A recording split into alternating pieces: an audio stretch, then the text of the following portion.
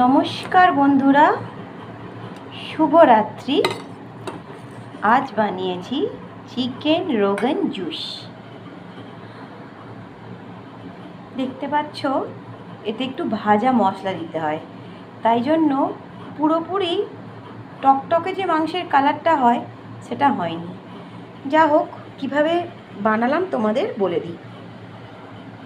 প্রথমে দেখতেই পাচ্ছ চিকেনের পিসগুলো নিয়েছি, ভালো করে ধুয়ে পেঁয়াজ, আদা, রসুন, গোলমরিচ, টক দই, নুন দিয়ে 1 ঘন্টার মতো ম্যারিনেট করে ঢাকা দিয়ে রেখে দিয়েছিলাম। তারপর 1 ঘন্টা পরে কড়াতে সর্ষের তেল দিয়ে গরম করে চিকেনটা দিয়ে দিলাম, দিয়ে বেশ কিছুক্ষণ কষলাম। কষার পর একটা ভাজা মশলা আগে থেকে বানিয়ে রেখেছিলাম, সেটা হচ্ছে ধনে, জিরে, মৌরি, এলাচ, দারচিনি, গরম মশলা দিয়ে সাজিরে দিয়ে একটা শুকনো খোলায় ভেজে মশলা বানিয়ে রেখেছিলাম।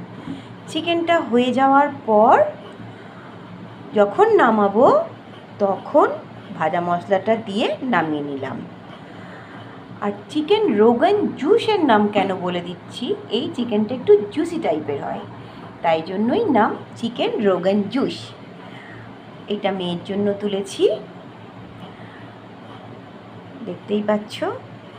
আমার রোগান জুসটা তোমাদের কেমন লাগলো দেখতে প্লিজ একটু কমেন্টে জানিও। আর ভালো লাগলে অবশ্যই লাইক, কমেন্ট, শেয়ার করে দেবে।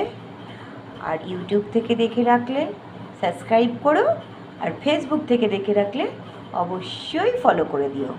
শুভরাত্রি বন্ধুরা।